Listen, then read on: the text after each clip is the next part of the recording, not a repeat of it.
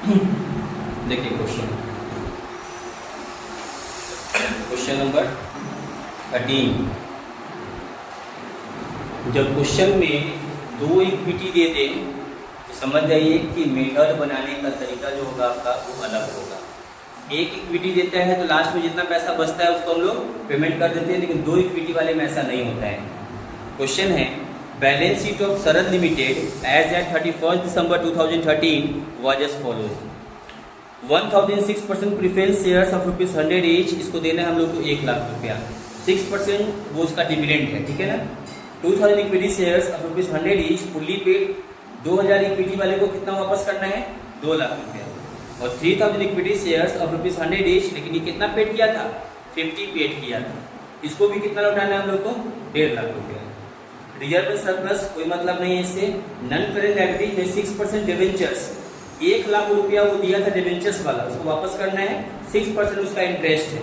Floating charges on all assets, जितना भी उसका फ्लोटिंग एसेट्स है उस पर उसका राइट है जो है वो जब आपका कंपनी लिक्विडेट होगी तो वो डिवेंचर्स वाले को इंटरेस्ट के साथ पेमेंट करना होगा।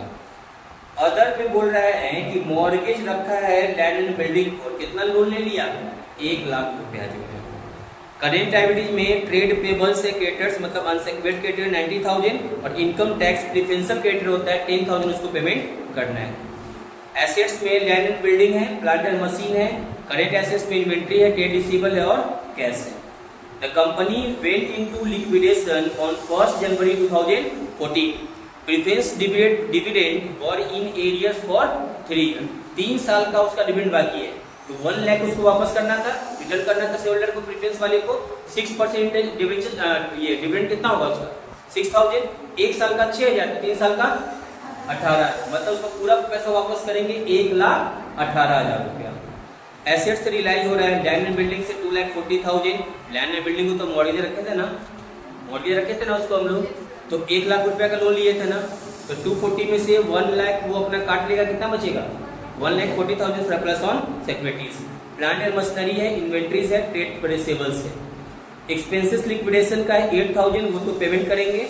रेमुनरेशन के बारे में बोल रहा है कि 2% ऑन ऑल एसेट्स रियलाइज्ड, जितना एसेट्स रियलाइज हो रहा है तो मतलब टोटल 5,50,000 रियलाइज हो रहा है, उसका 2% निकालेंगे। और 3% amount distributed to unsecured creditor. All payments were made on 30 June, ध्यान रखिएगा। 1 जनवरी को लिक्विडेट हुआ कंपनी और पेमेंट कब हो रहा है उसका? 30 जून को ही करना है, 30 जून को। तो जनवरी से लेकर जून तक कितना महीना होता है? 6 महीना। तो डिवेंचर्स वाले को जो इंटरेस्ट पेड करेंगे वो 6 महीने का ही करेंगे। डिविडेंड देंगे पूरे 3 साल का, लेकिन जब इंटरेस्ट का बारी आता है तो देखा जाता है कि पेमेंट कब करना है। अगर यही हम लोग को 31 दिसंबर को पेमेंट करना होता तब तो पूरा 1 साल का पेमेंट करते, लेकिन 30 जून है तो जनवरी से जून होता है बाबू 6 month. Prepare liquidators final statement of account हम लोग को बनाना है। ये क्वेश्चन नंबर कितना है? ये क्वेश्चन नंबर है 13। हम लोग को बनाना है liquidators final statement of account. एक साइड लिखेंगे रिसीट्स, अमाउंट,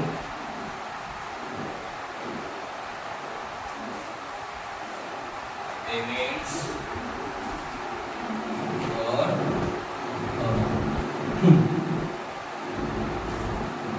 रिसीट्स में सबसे पहले लिखते हैं टू कैश। कितना दिया हुआ है कैश? 30।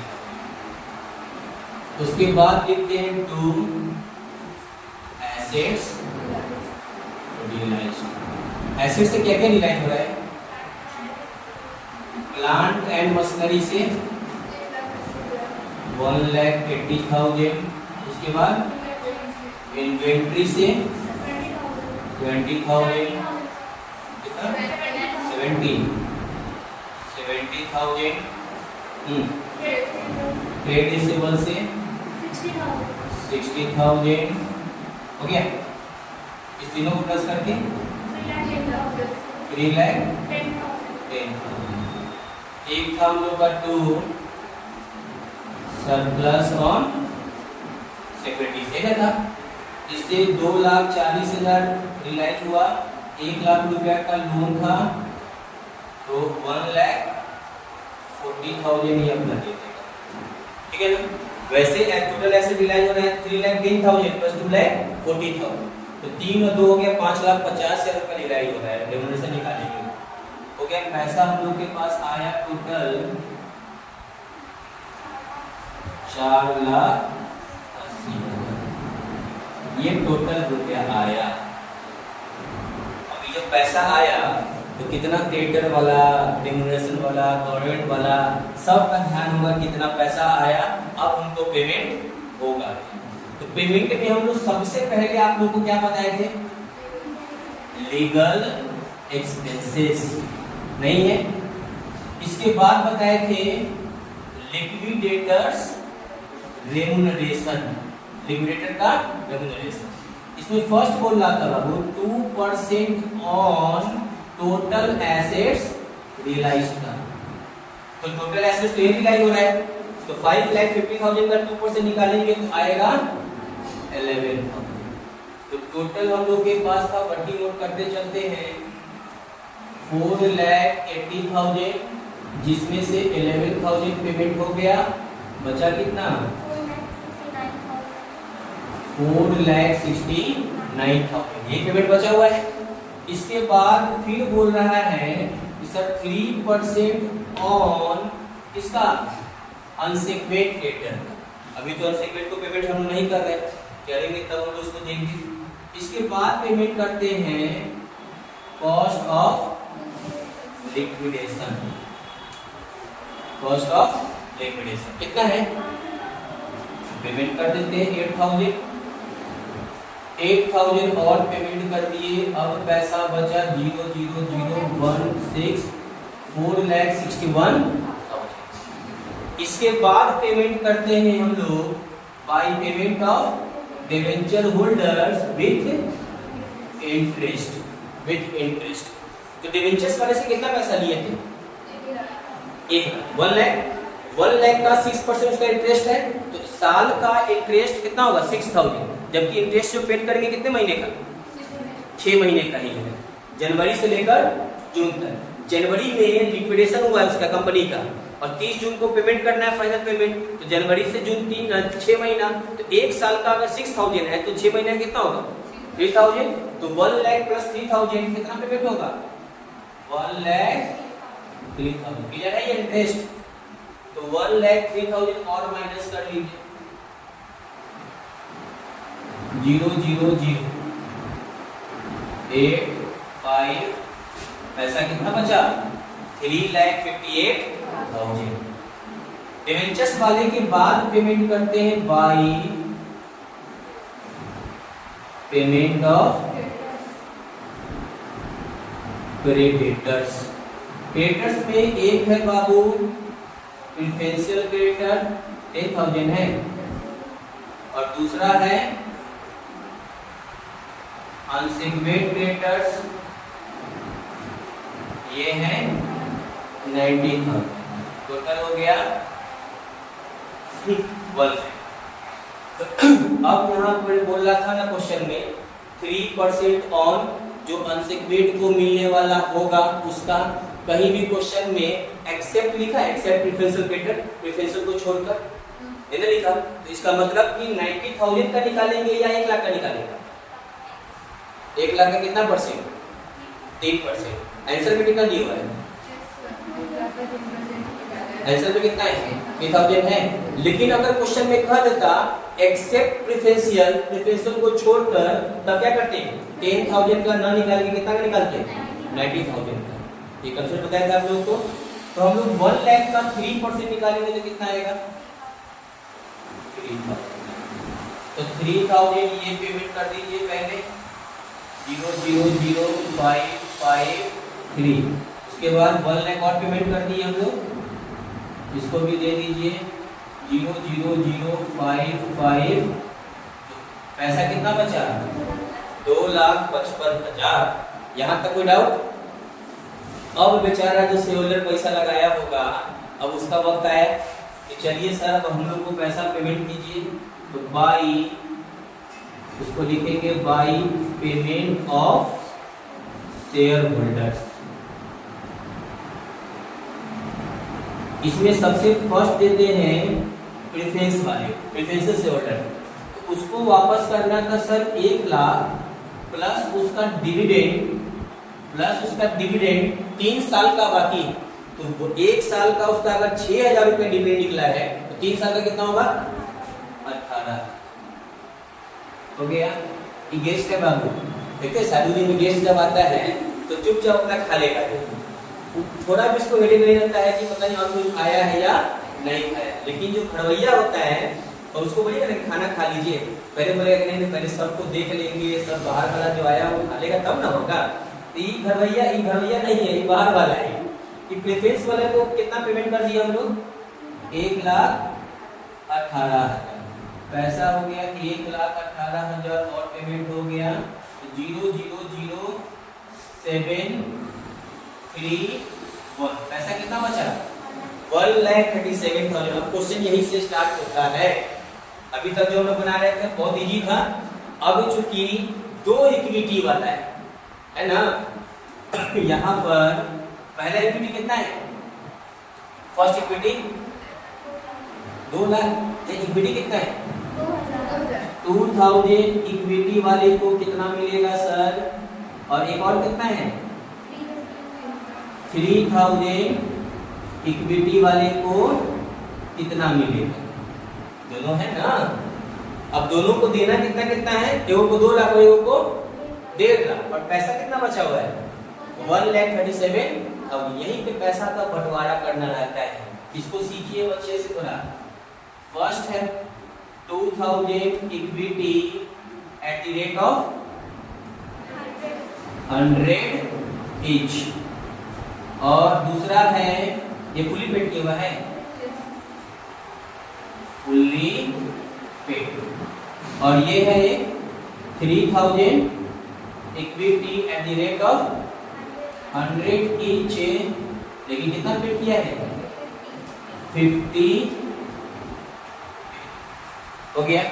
अब 2 इक्विटी है, दोनों को इक्वल तो नहीं दे सकते हैं, कैसे पेमेंट होता है, ये 2,000 इक्विटी 100 के हिसाब से 2 लाख रुपया जो है ये फुली पेड किया हुआ था, और ये इसका क्या है पार्टली पेड, एक का फुली पेड है दूसरे का पार्टली पेड। तो पहले दोनों को इक्वल किया जाता है, पहले दोनों को क्या किया जाता है इक्वल किया जाता है। इक्वल का मतलब क्या होता है, जो ज्यादा दिए हुआ है ना पहले उसको उतना पैसा लौटा दीजिए कि दोनों का इक्वल हो जाए।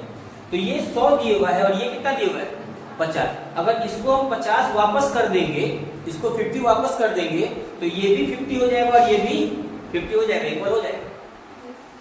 पहला बात समझ में है कि नहीं।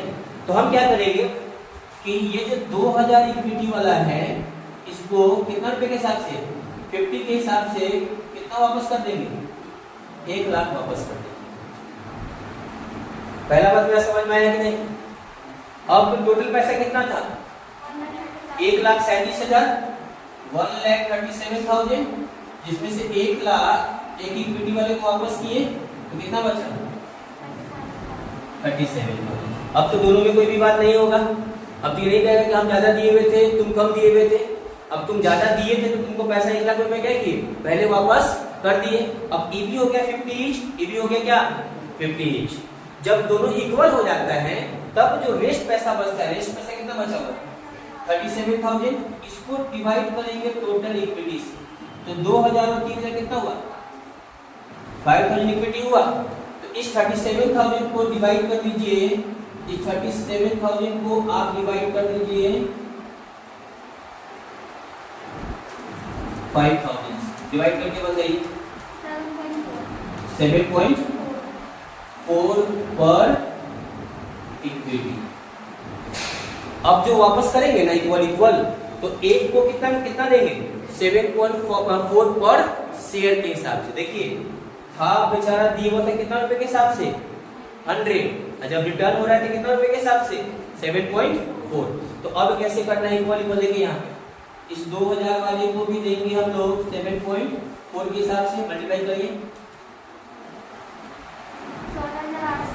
14,800 इसका टोटल हो जाएगा और इस 3000 वाला इक्विटी वाले को भी हम लोग देंगे एट द रेट ऑफ 7.4